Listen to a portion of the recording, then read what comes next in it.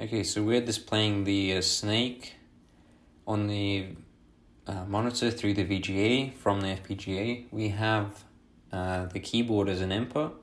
The keyboard has up, down, left, and right, as I'm showing you here. So we're only using those 4 buttons from the keyboard, and we'll also be using 2 switches. So here we're also displaying the score on the 7-segment display. So right now it's 0. Then I'm just going to show you the buttons. So we're going to be using the the switch. So we're going to be using the switches for the input. So this is going to be the color input. So flipping that switch will change the color of the whole map, the snake and the border. So the red apples is the one you eat to increase the size. The green apples are the ones that will decrease your size. And the starting score is 0 and the starting length is 3. So here we started the game by flipping the first switch. Unfortunately, the screen, due to screen tethering, the bits of the snake don't quite follow along and the snake breaks, unfortunately, but the game is still playable, so you can pick up the apples. So here, this is the end game screen. We've turned onto ourselves with a score of 2, so we've hit our tail pretty much, and we've ended the game. So now if you flip that switch again, it restarts the game with the previous locations of the apples already the same. So now if we play the game, collect a few more apples.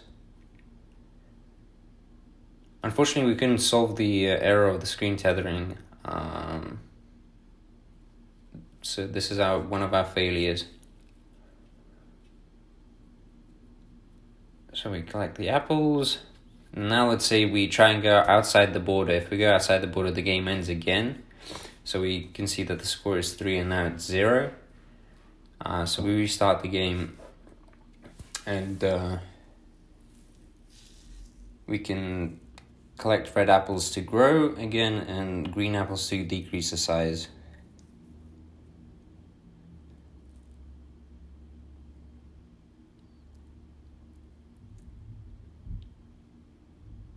So now I'm trying to collect the green apple, but because of the screen tethering, unfortunately, it gets very difficult to actually pick up the apple. Hope you enjoyed our little demo. I'm just going to go over the code now. So here is Snake. It is our top module with all the inputs and outputs for our constraints file. And all this does is instantiate pretty much everything below it. Now, to go through the code, Clock Wizard 0 is like an included Vivado IP in the catalog here. And there's really nothing too interesting that we did with that other than instantiate it. All it does is make the 25.2 megahertz clock that we need for the VGA. Now, the PS2 receiver and decoder is the keyboard input goes into the PS2 receiver, and that gets taken and sent to the decoder, where based on whether it was the left, down, right, or up arrow key, it sends out a 3-bit opcode that is used to control the snake. Moving forward, we've got Vga Gen2. So Vga Gen2 Mark II is our VGA generator module. And what it does is it creates the necessary outputs of VSync and HSync for the VGA. It also creates a display signal so that our other module that outputs RGB, VGA MOV, knows whether or not it's in the blanking period, which is very important. Otherwise, there's also animate. Unfortunately, we didn't get to use animate. The goal of it is to prevent the graphical glitches and screen tearing that occurs when we are updating the position of the snake or other things during the drawing period. But unfortunately, the way things shook out, we just ran out of time. If we had another week or so, I'm confident we would have been able to implement that. But unfortunately, we ran out of time. Otherwise, it increments X and Y in the series, and that is important because X and Y tell us what pixel we are currently on. Moving forward, the VGA MOV module is what controls the RGB output and also parses the movement of the snake and several other important objects.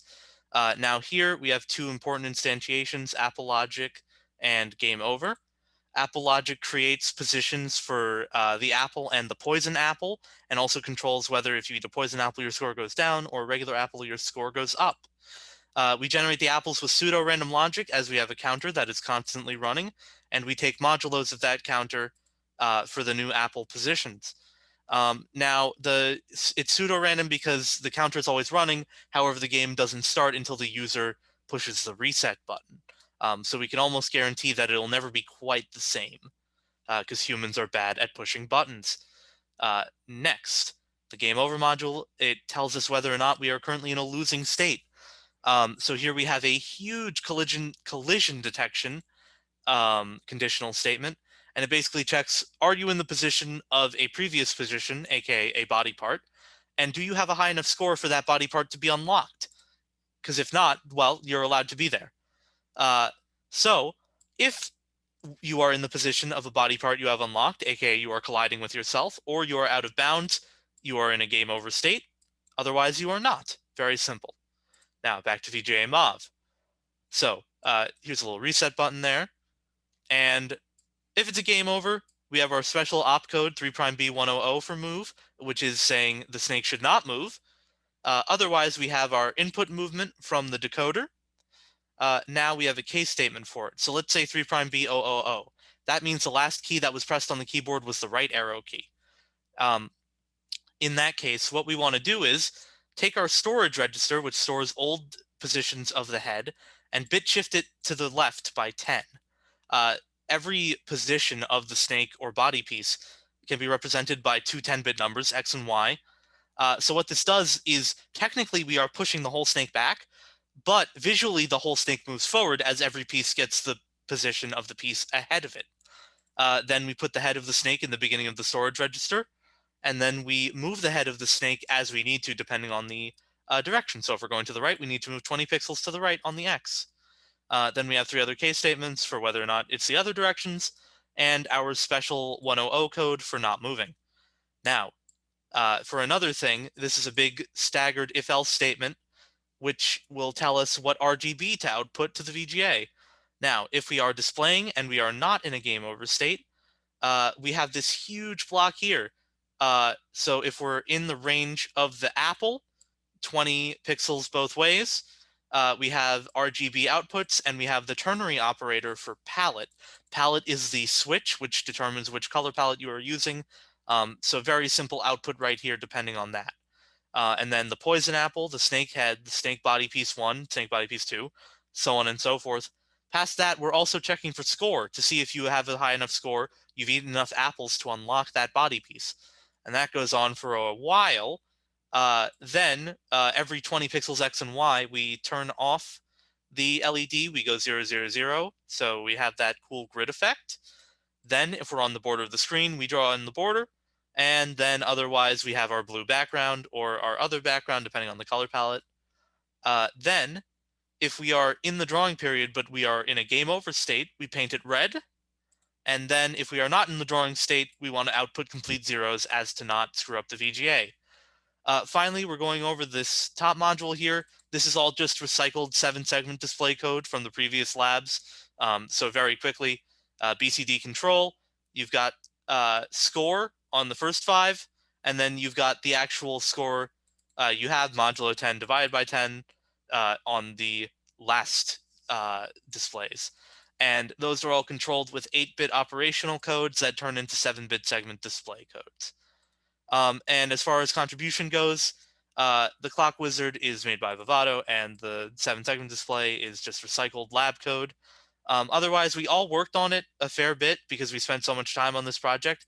But initially, the responsibilities were that Ivan made the PS2 receiver and the decoder to get the keyboard input. William, made the snake module in order to control the RGB output. And Urban and Yol worked together on getting the VGA refresh module to work. So that is our code. Thank you so much for listening, and I hope you enjoyed.